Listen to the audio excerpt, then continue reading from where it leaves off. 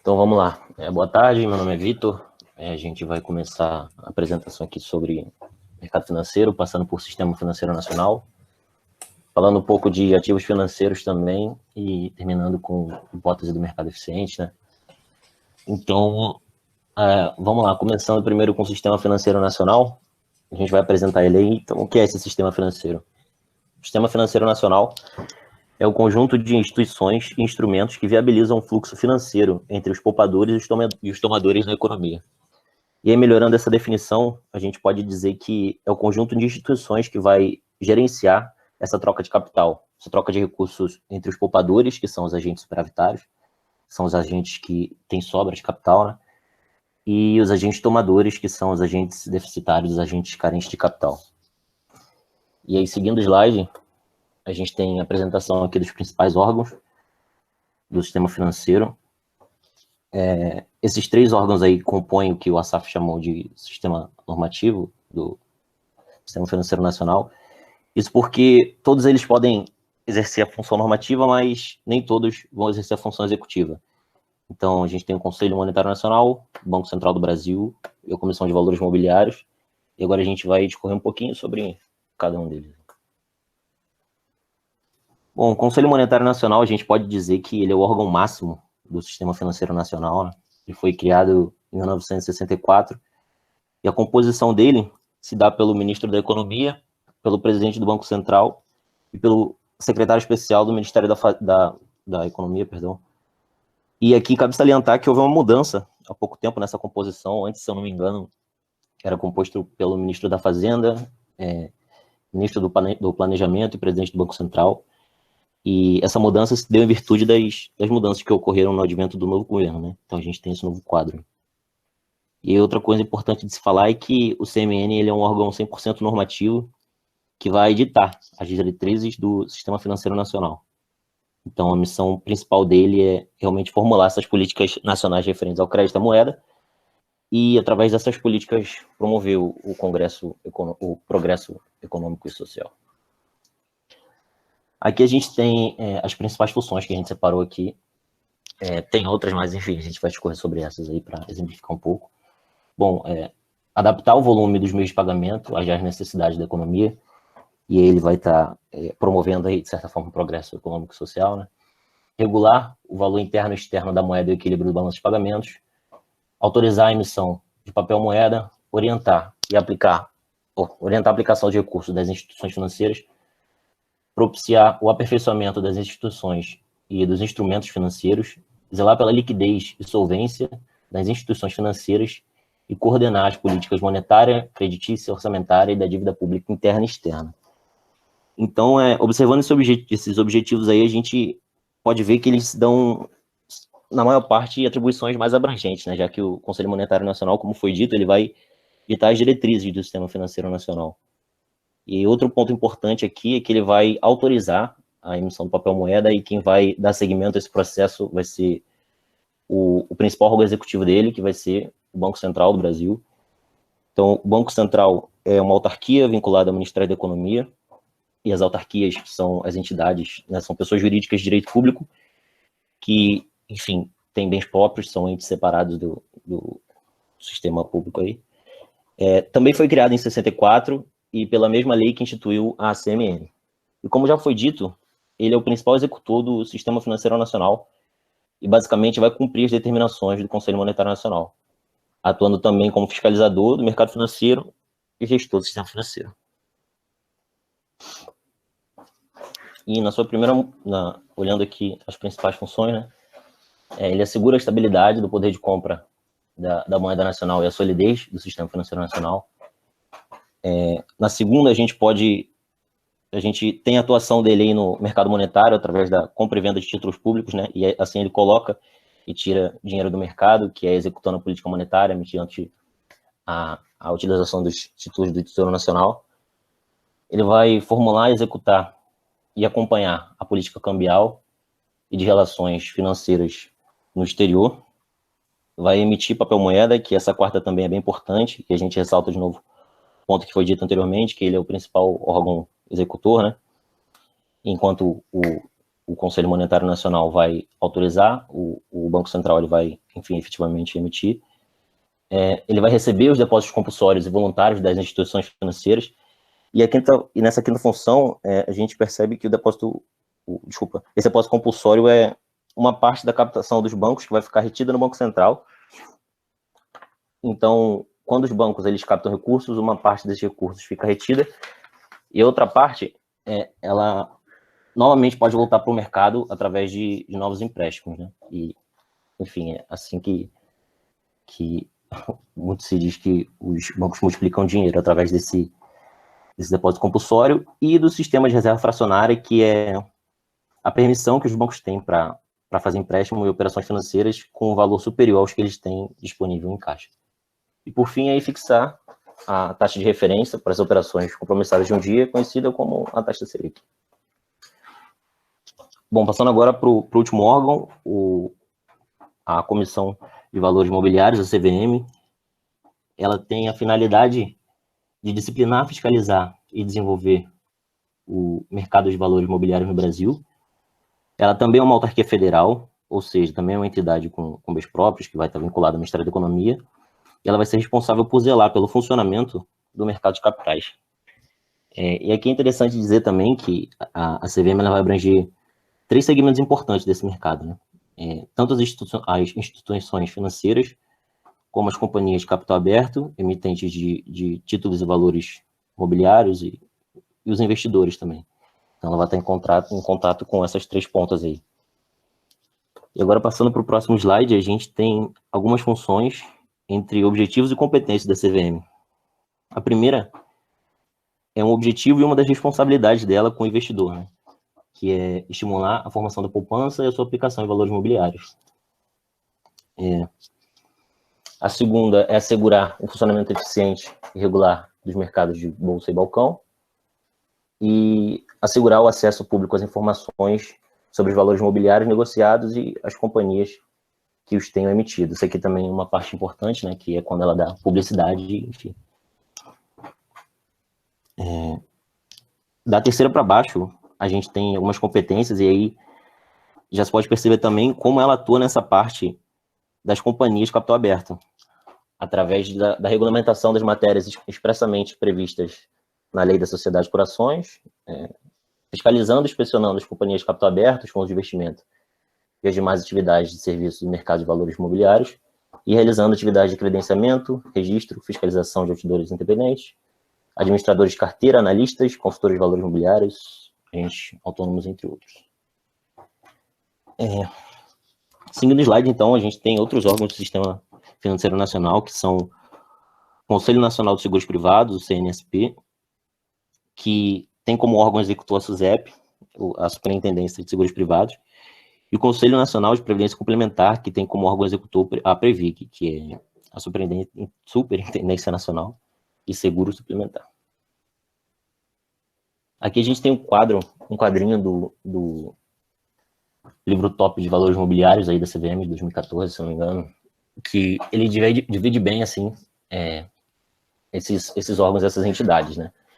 Ele explica ali os órgãos normativos, sendo o Conselho Monetário Nacional, Conselho Nacional de Seguros Privados e o Conselho Nacional de Previdência Complementar, as entidades supervisoras, que são as entidades executoras, o Banco Central do Brasil, a CVM, a SUSEP, Superintendência de Seguros Privados, e a Superintendência Nacional de Previdência Complementar, e os operadores, que vão ser as instituições financeiras, as bolsas, no caso dos seguros privados, resseguradoras, sociedades seguradoras, entidades abertas de previdência complementar e a sociedade de capitalização. E, no caso da Superintendência Nacional de Previdência Complementar, a gente tem os fundos de pensão, que vão ser as entidades fechadas de previdência complementar. E agora, falando um pouco sobre as instituições intermediárias que fazem parte desse sistema financeiro nacional, a gente diz que elas são responsáveis pela transferência dos recursos financeiros entre os investidores e os tomadores, né, como já foi dito anteriormente. Então, começando pelos bancos comerciais e múltiplos, né? Esses bancos são os bancos comuns e são instituições financeiras públicas ou privadas que têm como objetivo proporcionar recursos para financiamento em curto e médio prazo a comércio, indústria e terceiros em geral. Também fazem parte captação de depósitos à vista e livremente movimentáveis, né? Que seriam as contas correntes. Os bancos múltiplos, eles são instituições que concentram mais de uma atividade operacional na mesma instituição. Então, eles surgiram em vigência da demanda do mercado por mais agilidade e também com finalidade de reduzir um pouco os gastos desses bancos. Então, eles abrangem mais de uma atividade operacional, como atividade de banco comercial e atividade de banco de investimento, enfim. Passando agora para o próximo ponto aí, são os bancos de investimento, que são as instituições privadas constituídas sob forma de sociedade anônima e são voltadas para fomento de investimentos, atuando mais no longo prazo, né? E elas não recebem depósito à vista e não podem ter conta corrente. Já as sociedades de arrendamento mercantil são sociedades equiparadas às instituições financeiras e elas vão realizar as operações de leasing, que é basicamente usufruir de um bem sem ser proprietário, e esses bens eles podem ser móveis ou imóveis. E geralmente o tempo dessas operações é próximo ao tempo de vida útil do bem. A penúltima aí são as sociedades de crédito e financiamento e investimento, que são as famosas financeiras. São instituições privadas constituídas também sob forma de sociedade anônima que fornecem empréstimo e financiamento para aquisição de bens, serviços e capital de giro. Tá? E por último, tem também as associações de poupança e empréstimo que atuam na disseminação, incentivo e formação da poupança e financiamento para aquisição de bens imóveis. No site oficial do Banco Central, ele usa o termo até menos abrangente, que ele fala de aquisição da casa própria. Então, também pode dizer como poupança, financiamento com finalidade de aquisição de casa própria. Tá?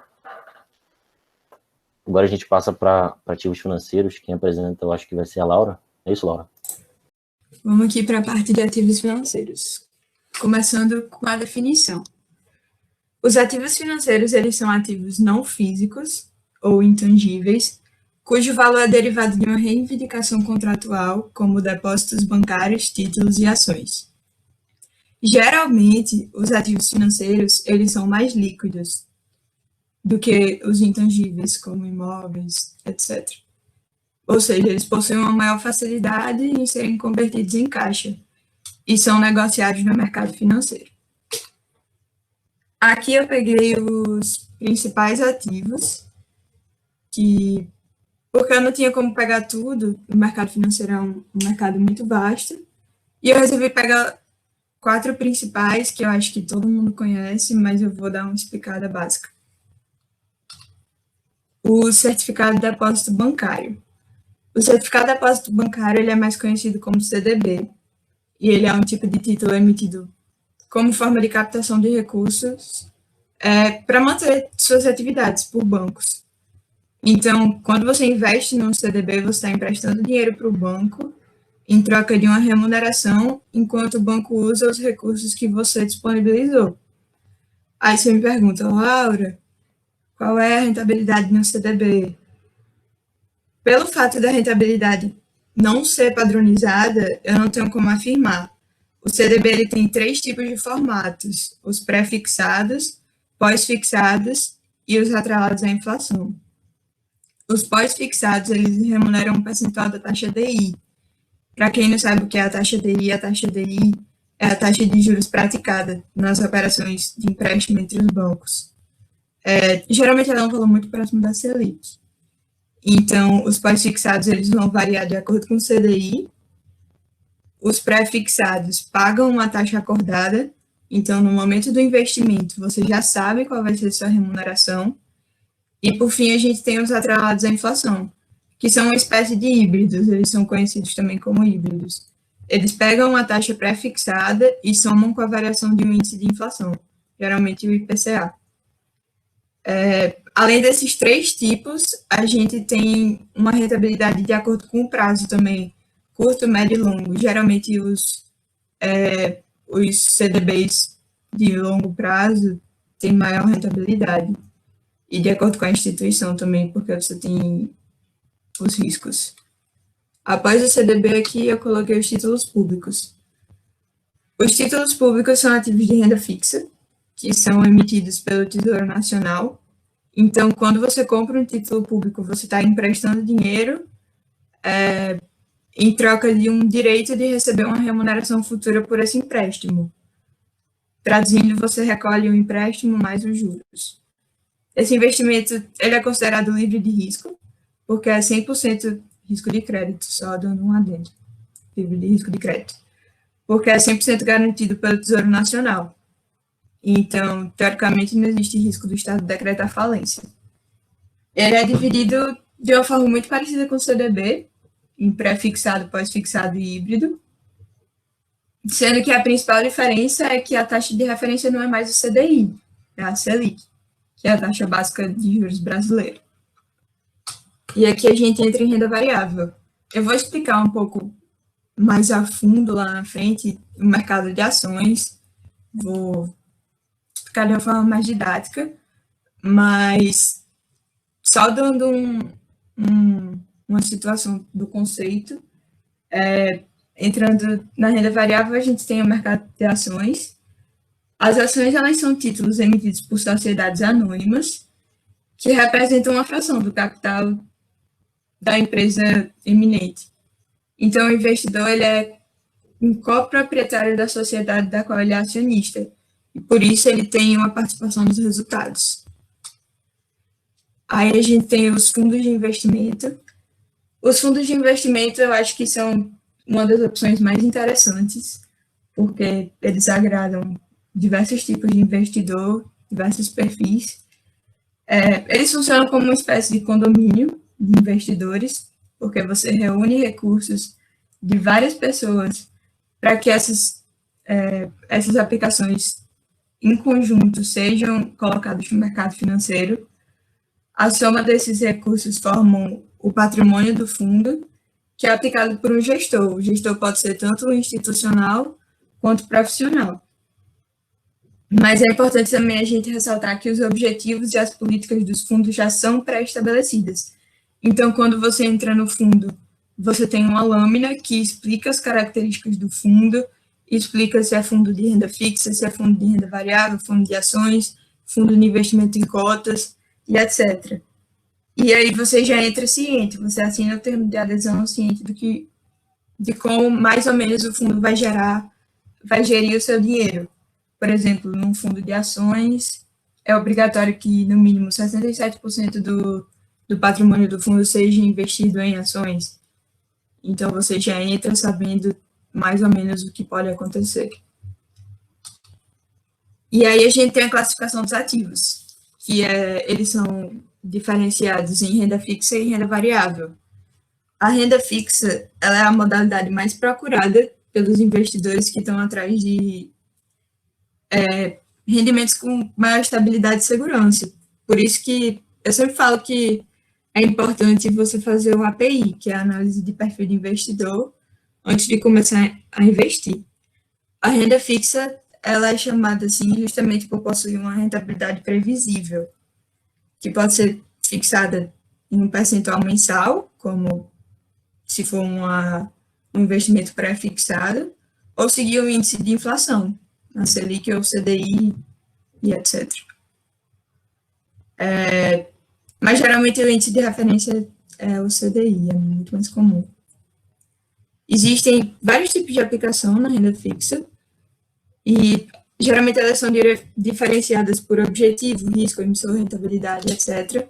Mas eu trouxe os principais, que as pessoas já devem ter ouvido falar, que são o LCI, o LCA, o CDB, que eu expliquei, o Tesouro Direto, que está dentro de títulos públicos, o LC, e a poupança. A poupança é um dos piores investimentos de renda fixa. Aí aqui a gente tem a parte de renda variável. A renda variável ela é entendida como ativos financeiros que não têm retornos previsíveis. Então, quando você investe nessa categoria, você não tem certeza de quanto o seu dinheiro vai render ao longo do tempo. Diferente da renda fixa, que o investimento tem uma taxa de rentabilidade definida no momento da compra. A renda variável ela tem muita volatilidade, porque os investimentos eles variam de acordo com as expectativas dos investidores, sejam elas com relação à empresa ou ativo principal, no caso de commodities e moedas, seja ela devido ao cenário econômico e político, ao setor de atuação. São vários fatores que influenciam na volatilidade. E aí, caso você queira ter bons lucros investindo em ações, tem que aceitar um risco de curto prazo. Hoje, devido aos cortes do Copom e o baixo valor da taxa Selic, as pessoas estão migrando muito mais para a renda variável, justamente buscando uma maior rentabilidade.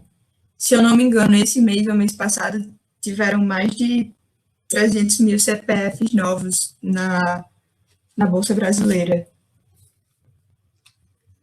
Aqui eu botei as taxas que são consideradas livres de risco no Brasil, que são a Selic e o CDI, a Selic como a taxa básica de juros, o CDI como o certificado de depósito interbancário, que eu falei há um tempo, que é a taxa de juros praticada nas operações de empréstimo entre os bancos. E agora a gente entra na parte de mercado financeiro. A gente tem 4 grandes segmentos, eu vou focar só em um, porque senão fica muita coisa. O mercado financeiro, os principais segmentos são o monetário, o de crédito, de capitais e o de câmbio. O de capitais é onde a gente tem as ações, então eu vou focar nele e dar uma explicada mais a fundo disso. Mercado de ações. As ações, elas são valores representativos de uma parcela do capital social de uma sociedade, negociados no mercado e refletem a participação dos acionistas no capital social, como eu já tinha dito. Vamos falar um pouquinho, vamos começar do começo, né? Falar um pouquinho da emissão das ações. As ações, elas são emitidas para financiar uma atividade de uma empresa. Então, essa captação ela é feita através do que a gente chama popularmente de IPO. O que é o IPO? O IPO, traduzindo do inglês, significa oferta pública inicial. Ele é uma abertura de capital da empresa, ou seja, quando a empresa vende ações para o público pela primeira vez, e por isso que a gente fala que ocorre no mercado primário. O mercado primário, ele é onde os ativos das empresas são negociados diretamente entre elas e o investidor. E aí, dessa forma, os recursos entram diretamente na companhia. Já o mercado secundário, ele é onde as ações são negociadas após a subscrição do capital que é feita no mercado primário. Então, é um ambiente onde os investidores eles negociam entre si. Não tem mais a relação do investidor com a empresa, é investidor. Quando as ações elas são emitidas, elas podem possuir dois formatos. Hoje em dia, você não vê muitas ações nominativas no mercado, mas elas é um dos formatos. As ações nominativas, elas são as que constam o nome do proprietário, e que a venda tem que ser registrada na empresa que expediu, traduzindo. Como o próprio nome sugere, as ações desse tipo, elas identificam nominalmente o dono, que é ao contrário das ações escriturais, que não precisam ser expressas por cautela ou por certificado. Não tem movimentação física de documentos, e os valores são creditados ou debitados na conta do acionista. E aí aqui a gente tem os tipos de ações e riscos. As ações ordinárias, chamadas de ON também, são ações que mandam na empresa, ou seja, dão direito a voto aos acionistas e finalizam com o número 3 no ticker. O ticker, ele é o código usado no home broker. Quem opera sabe que a gente não usa o nome da empresa, a gente usa o código. Então, o ticker é basicamente isso. Aí a gente tem as ações preferenciais, que são ações que finalizam com o número 4, e elas não dão direito a voto, tem essa desvantagem, mas, ao mesmo tempo, tem preferência nos direitos de dividendos. Elas recebem pelo menos 10% a mais do que as ações ordinárias. Mas, se o acionista ficar 3 exercícios sem receber, aí as ações preferenciais passam a dar direito a voto. Aí você me pergunta, tem número mínimo de ações ONPN? Tem. Quando for uma oferta nova, a empresa ela tem que ter no mínimo 50% das ações como sendo do tipo ordinárias, ou ON. E aí a gente pode entrar agora na parte dos riscos. Quais são os riscos que eu corro ao investir em ações? É importante que eu ressalte que não tem risco de crédito. Isso aqui não tem, eu botei só para vocês verem mesmo e prestarem atenção. Porque não é um empréstimo. O acionista ele é dono da empresa, então como é que você é dono de uma empresa e você vai dar calote em você mesmo? Não tem como. Então, a gente risca aqui risco de crédito e deixa só risco de mercado, que é quando, mesmo que tenham compradores, o preço está oscilando por condições naturais do mercado, e o risco de liquidez, que é quando eu vou lá no mercado secundário e não encontro comprador nessa ação. E aí isso afeta diretamente no preço. E aqui a gente entra na melhor parte, que são os ganhos. Começando pelo ganho de capital.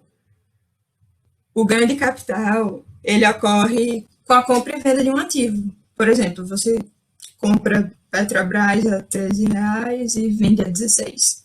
Aí você tem um ganho de capital de R$13, lógico que sem contar com as deduções. Outra forma de ganhar dinheiro é por meio dos dividendos. E o que são os dividendos? Os dividendos são parcelas do lucro líquido que é distribuído pela empresa e ele tem um benefício que ele é isento de imposto de renda. Então, quem quer montar a carteira de dividendos, porque tem muita gente que monta carteira de ação focando no ganho de dividendos. Eles são isentos de imposto de renda. E aí tem o juros sobre capital próprio também, que funciona mais ou menos assim. Eu vou exemplificar para ficar de uma maneira mais didática, porque não é tão... para ficar mais fácil. Vamos supor que eu seja uma empresa e vocês são os acionistas. E aí eu tive um lucro de R$100 mil, por exemplo, sendo que esse dinheiro é de vocês. Vocês são os acionistas e esse dinheiro é de vocês. E aí eu quero reter ou pegar 30 mil desse dinheiro, desse lucro que vocês tiveram e reinvestir na empresa, sendo que eu tenho que pedir uma autorização para vocês. E aí vamos supor que você diz, tudo bem, pegue aí esses 30 mil e reinvista, mas não é assim não. Querendo ou não, funciona basicamente como um empréstimo, porque o dinheiro é nosso. Então, empresa, eu vou pagar uns juros, obviamente menor do que o do banco, porque senão não vale a pena. Senão eu não retenho o lucro e eu vou lá, pago um empréstimo no banco e reinvisto na empresa. Mas eu pago uns juros, e esses juros ele é chamado de juros sobre capital próprio, que incide no lucro retido. E esses juros vai para o bolso do acionista. Além disso, a gente tem o seguinte caso, por exemplo, uma empresa ela era de um tamanho X, e aí ela foi aumentando o capital e cresceu 2x. Esse pedaço X, que foi o pedaço de crescimento, ainda não tem ações emitidas correspondentes. Então, eu vou lá e emito novas ações e faço uma bonificação. Ou seja, eu pego esse pedaço que cresceu, emito novas ações e distribuo de forma gratuita para os acionistas da empresa. E outra forma de emitir essas ações também é fazendo uma pré-venda das ações, uma pré-venda entre aspas, para os acionistas. E por isso a gente chama de direito de subscrição.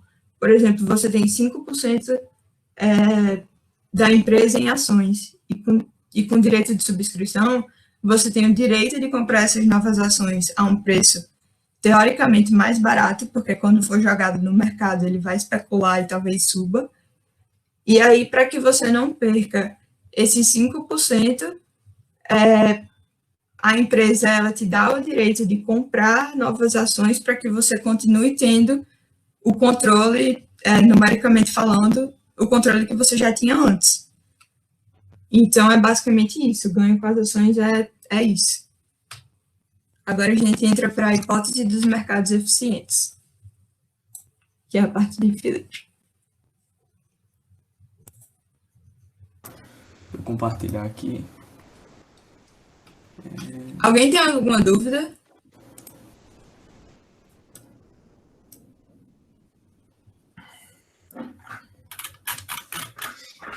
Então, posso começar? Tá todo mundo vendo? Tá. E me ouvindo? Perfeito. Bom, eu vou falar agora sobre a hipótese dos mercados eficientes. O meu enfoque vai ser dar uma introdução sobre o que ela é e depois tentar saber algumas implicações dela para tentar convencer vocês de que a hipótese, embora ela não funcione na prática, é útil para entender como o ativo se comporta. De maneira simples e direta, a hipótese dos mercados eficientes pressupõe que todos os agentes da bolsa são racionais, isso já é uma suposição muito forte, e que toda informação publicamente disponível está refletida no preço do ativo. Entretanto, os pesquisadores da área subdividem ainda mais o conceito de eficiência em 3 categorias. Eficiência fraca, que é onde diz que o preço atual do ativo é um reflexo do histórico dos preços e volumes do ativo no passado. Eficiência semiforte, que é você pega toda a eficiência fraca e adiciona que o preço atual reflete também o comportamento passado dos retornos, ou seja, das variações do ativo. E eficiência forte, que é onde o preço reflete toda a informação disponível, seja ela histórica, pública, privada, como for. E, em linhas gerais, a gente tira disso que o mercado é um sistema que processa informação e retorna o preço do ativo. Mas o que seria um mercado puramente eficiente que eu estou falando? Em um mercado puramente eficiente, a gente teria a situação da direita, onde após a divulgação de alguma notícia, ela seria precificada instantaneamente. Mas não é isso que acontece na vida real. Os mercados levam um tempo para processar a informação. Por exemplo, imagina só, Moro saiu, na mesma hora a Petrobras caiu R$5 instantaneamente. Não foi isso que aconteceu, foi uma queda gradativa. Então, o mercado leva um tempo para processar a informação, embora haja mercados sejam mais eficientes que outros, como, por exemplo, o do Bitcoin, e ele não pode ser puramente eficiente. Entretanto, ele tende a ser eficiente conforme o tempo passa. E a implicação mais forte que a hipótese nos traz é de que não pode se ganhar do mercado de forma consistente. Com ganhar do mercado, leia-se ter um retorno acima do retorno do mercado. Você pode utilizar como, por exemplo, a Bovespa variou 40% no ano, estou chutando, não sei se é isso, e você consegue 50%. Você ganhou do mercado, já que a Bovespa mede o mercado brasileiro. Entretanto, a existência de traders e fundos que ganham consistentemente em média botam a hipótese dos mercados eficientes em xeque. Desses traders, a gente pode citar o Warren Buffett, com o seu fundo que há mais de 30 anos ganha do mercado, e o Jim Simons, do fundo Medallion, que há quase 30 anos, se eu não me engano, está ganhando do mercado também, e o menor retorno que ele teve, desprezando em 1992 para trás, foi de 25%. Não dá mais para dizer que esses caras estão acertando por sorte. Realmente, eles conseguiram ganhar do mercado. E a gente pode resumir o trabalho do trader como um caçador de ineficiências do mercado e para tentar lucrar a partir disso. As ineficiências mais clássicas que a gente tem é a arbitragem, que é uma forma de você lucrar sem riscos, onde você se aproveita de um descasamento de preços em mercados diferentes. Como assim? Imagina que na Bolsa de Chicago, a ação da Apple está sendo negociada a $29, e na Bolsa de Nova York está a $29,50. Aí então você compra o quanto você conseguir na Bolsa de Chicago e vende em Nova York. Você ganha 50 centavos de dólares por ação, sem risco nenhum. Também isso é muito comum nos mercados de criptomoedas, que como tem muitas corretoras e elas não conseguem ter garantia do casamento do preço, Isso acontece com frequência. Outra ineficiência é o tempo de reação para ser precificada determinada notícia. Ou seja, é onde você começa a ver, Moro acabou de sair, aí todo mundo começa a reagir, as corretoras começam a travar porque tem um excesso de envio de ordens para tentar se aproveitar desse tempo de reação. Outra possibilidade é a correlação estatística entre os ativos e mercados, que você começa a partir do preço de um ativo ou o comportamento de outro mercado, você consegue inferir o comportamento de outro ativo e assim lucrar. E, por último, a última ineficiência clássica é a especulação, que já entra em viés comportamentais, que é quando tem aquela parte de, comportamento de horda? Manada, comportamento de manada atrás de um ativo, e isso movimenta o preço. Mas, para que saber da hipótese dos mercados eficientes? Se ela não funciona, por que a gente vai perder tempo lendo sobre isso? Bom, vamos brincar de pesquisador agora. Uma das modelagens que a gente tem para a hipótese dos mercados eficientes é que o preço do ativo segue um processo de random walk, um passeio aleatório. E um exemplo é essas simulações que eu fiz aqui. Veja que lembra um pouquinho o preço de um ativo. E para a gente tentar entender por que saber disso é bom, vamos desenvolver nosso próprio random walk do zero? Então, imagina que o preço do ativo é essa bolinha. A cada ΔT, por exemplo, a cada 0,1 segundos, eu vou lá e tiro uma foto para saber onde a bolinha está. E a bolinha, a cada instante, ela joga uma moeda e para ver se anda uma distância para cima ou para baixo, uma distância fixa. Pode ser. Vamos supor, ela anda 50 centavos para cima ou 50 centavos para baixo. E eu vou tirando foto disso. E é literalmente isso que está naquela simulação. Se a gente fazer isso de forma que a distância que a bolinha ande e o tempo o intervalo entre as fotos que eu tiro satisfazer nesse limite, a distribuição de probabilidade que a bolinha vai ter em função do tempo satisfaz essa equação. Ninguém precisa decorar isso aí. Essa equação ela tem o nome de equação do calor. E ela vai dizer qual a probabilidade da bolinha estar em um determinado, lugar, ou então, qual a probabilidade de um preço estar em um determinado valor após um determinado intervalo de tempo. Mas, para que saber disso? Lembra? É a equação do calor. Eu estou afirmando que a bolinha, que é o preço do ativo, se propaga aqui no calor. Então, imagine que você está tomando café. Você pega uma colher de metal ou prata, alguma coisa que conduza 100% calor e esteja fria. No momento que você colocar a colher na xícara de café, o calor vai se propagar ao longo da colher, da colher criando uma tendência. Então, pense comigo. O preço se comporta tal qual o calor se propaga no tempo. O calor pode se propagar por tendências. Então, o preço do ativo se propaga por tendências. E isso está totalmente de acordo com o que se observa no mercado. Alguns ativos seguem uma tendência ao longo do tempo. Dependendo do intervalo que você observe, você consegue ver claramente essas tendências. Mas, agora voltando para a nossa definição de como a bolinha se mexe.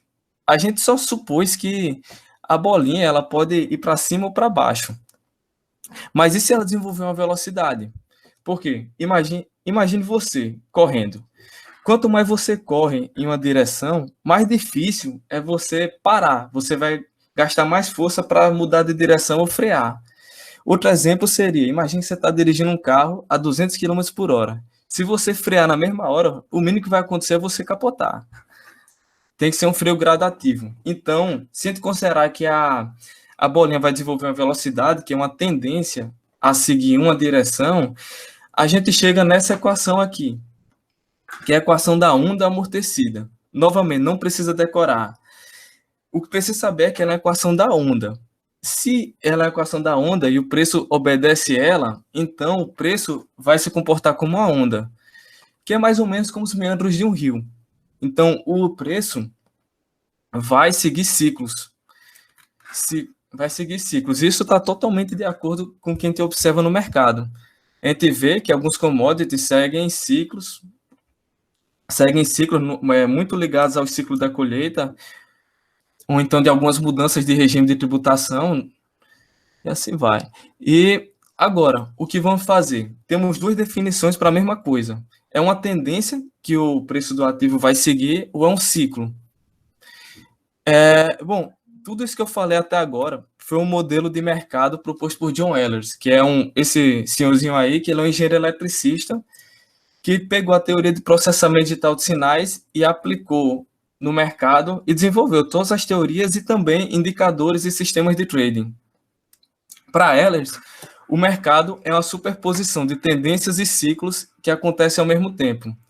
Só que o modo de operação do mercado vai ser ditado pela sua componente mais forte, ou seja, vai ter momentos que o mercado vai ter uma tendência mais forte que se sobressairá aos ciclos e isso caracterizará o mercado em modo de operação de tendência. E o mesmo vale para os ciclos. E isso é bom saber porque a gente tem ferramentas para capturar tendências e ciclos e estudá-los com calma e desenvolver nossas estratégias e análises. Para capturar uma tendência, como exemplo, a gente tem as médias móveis, que são os indicadores mais clássicos. Contudo, não somos restritos a elas. Tem muitos indicadores, acho que dá mais de 1000 por aí. E já para os ciclos, a gente entra numa classe de indicadores chamada osciladores. Que, como por exemplo, eu trouxe aqui acho que também um dos mais clássicos, que é o RSI, o índice de força relativa, que tenta descrever assim, quando uma ação está cara ou está barata, para tentar prever quando será realizado o ciclo. Mas qual indicador utilizar? Qual modo de operação a gente tem que supor para o mercado? Bom, a gente nunca vai saber isso aí. A gente tem que estudar, saber o que queremos fazer para focar no que queremos extrair do mercado. Por exemplo, tem muita gente que gosta de operar com tendência, tem os seguidores de tendência em commodity, mas tem gente que gosta de fazer operações focadas em osciladores, em ciclos, no caso de algumas moedas, como por exemplo o euro-dólar. Então, fim da apresentação. Alguém tem alguma pergunta?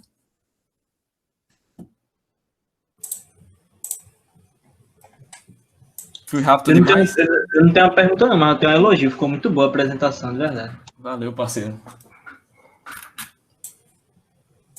Então, vamos para as perguntas que mandaram. Então, qual é a primeira aqui?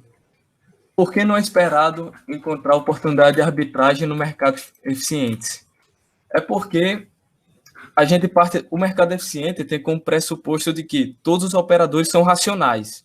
Se você é racional, a coisa que você menos vai fazer é vender um ativo que está valendo R$10 por 9.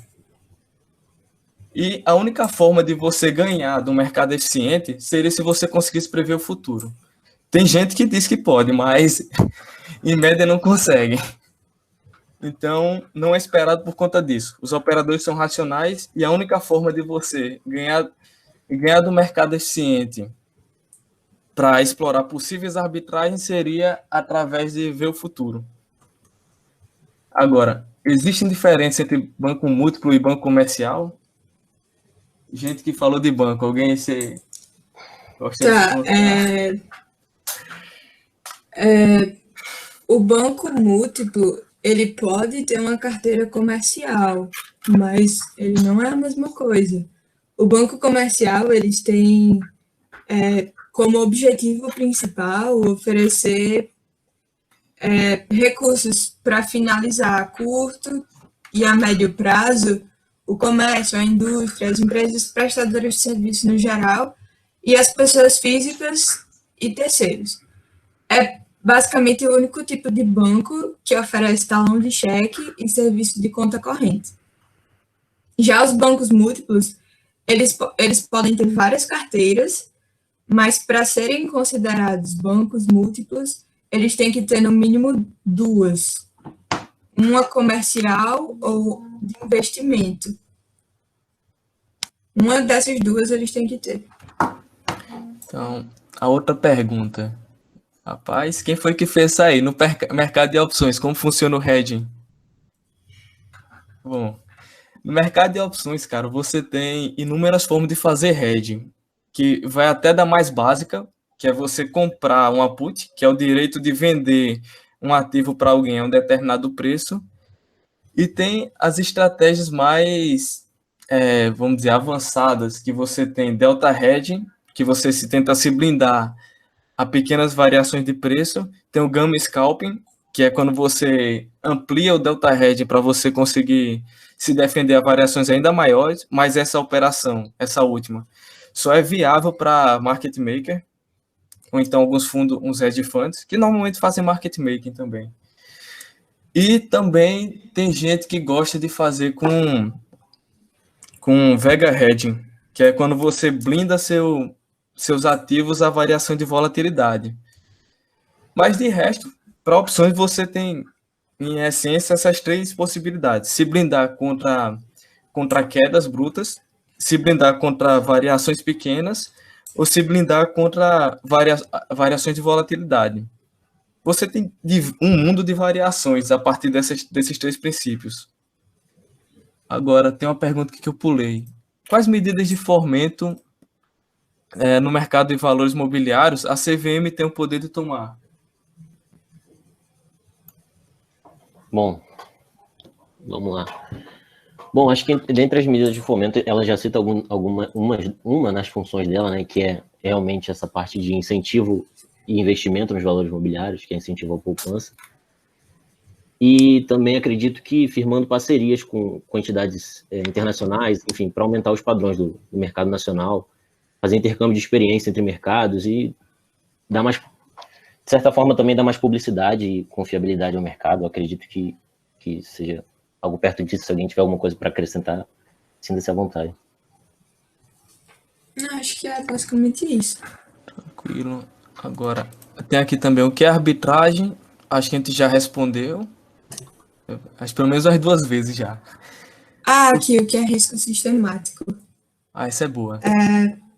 O risco sistemático, ele é um risco que você não tem como reduzir e ele não é diversificável. Por exemplo, o risco de liquidez é um risco que você reduz. Você quer se proteger disso, você procura um ativo que tenha muita liquidez. Mas o risco sistemático, por ele ser um conjunto, por ele estar na conjuntura social, política e econômica de um país, você não tem como controlar. Laura, só fazendo um adendo. Você não pode reduzir por diversificação, mas você Isso. pode zerar o risco sistemático, que é o foco de todo o hedge fund. A gente, por exemplo, a estratégia mais trivial que tem é, por exemplo, você compra Petrobras e vende Bovespa. Uhum. Mas eu digo, tipo, por diversificação você não reduz. Exato. E também um exemplo prático de taxa de juros livre de risco. Selic e a outra que eu esqueci. CDI. Então, ninguém mais tem alguma pergunta, alguma coisa que não ficou clara? Diga aí. Já que você é um conhecedor aí, grande conhecedor das opções e que as opções estão cada vez mais, assim, aparecendo nas notícias, você consegue explicar, assim, de uma forma bem simples, como é e o que é que a gente tem que saber de opções, assim, de coisa, o que é que a gente tem que saber o mínimo de opções?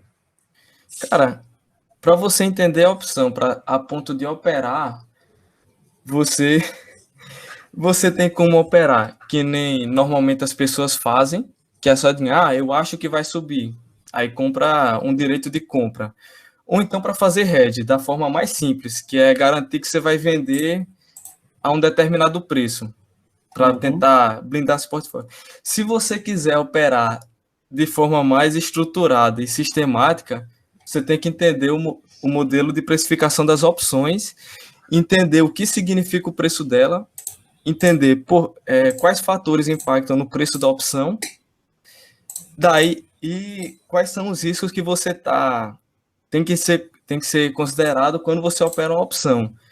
Por exemplo, você vai ter que entender que fazer estratégia de, sei lá, 20 pontas é uma péssima ideia. Quanto maior o número de pontas, pior a estratégia, porque você vai estar se expondo a um risco totalmente desnecessário. E você tem que entender só essas relações e, a partir disso, você vem existir com a mentalidade mais sistemática. Eu estava num caso de um exemplo que aconteceu recentemente, aquela questão do preço do petróleo, né? Diga. E o que se venceu foi as opções de compra, né? Ou foi de venda do preço de petróleo, que fez com que todo mundo, que o preço ficasse até negativo, porque não tinha onde se estocar o petróleo. Foi o que aconteceu recentemente. Cara, a explicação que eu vi do meu amigo economista, quando eu perguntei isso, foi por conta que teve um problema para você saber onde estocar petróleo e ninguém queria exercer o direito do contrato futuro. Então todo mundo tentou rolar o contrato futuro. Rolar é quando você, por exemplo, todo mundo entende esse conceito do que é rolar um contrato? Que é quando você tem um direito que vai ser exercido em maio, mas você vai empurrar, você diz, não quero exercer agora, vou trocar meu contrato pelo contrato do mês que vem. Aí você estende. É, o que a gente chama de rolar. Então, houve um excesso de oferta do contrato atual, só que ninguém queria o contrato. Então, excesso de oferta com pequena demanda, aí você começa a ver essas anomalias. Mas o preço do futuro não necessariamente é positivo, porque o preço do futuro está ligado ao preço do acordo e o preço atual dele. Se o preço acordado for maior do que o preço atual, o cara vai te pagar para você exercer o direito. Uhum. Mas é aí. Só uma pergunta sobre eficiência de mercado. Que no tempo lá do Joesley Batista, ele foi até processado, eu acho, pela CVM, ou não sei se iniciou o processo, eu não sei o que foi que terminou, na questão de investigação de negociação de informação privada, né? Sim.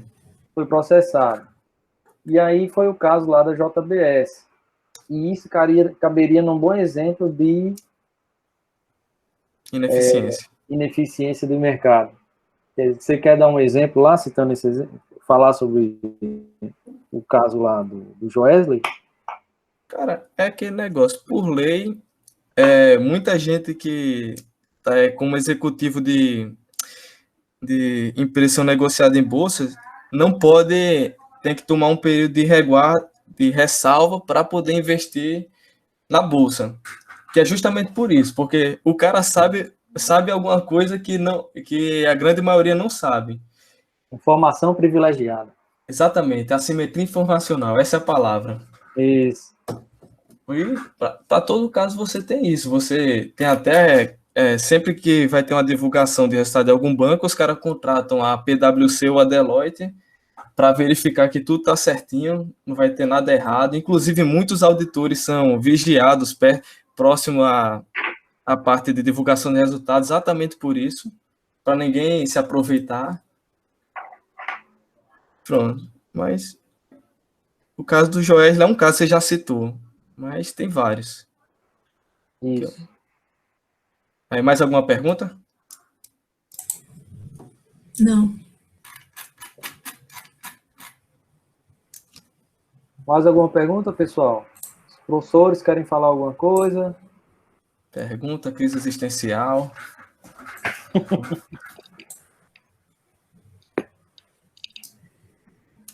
Ok, então acho que a gente já pode encerrar. Quero parabenizar aí, em nome de todos, a apresentação. Excelente. Esse tema realmente é um tema super extenso. Não tem condições de se falar sobre esse mercado financeiro em 30 minutos. Eu mesmo acho que eu levei umas 3 ou 4 aulas para dar esse capítulo, porque ele tem muitos produtos. E é bem fácil de se confundir. Tá? Então, parabéns à turma. Obrigado aí a todos pela participação.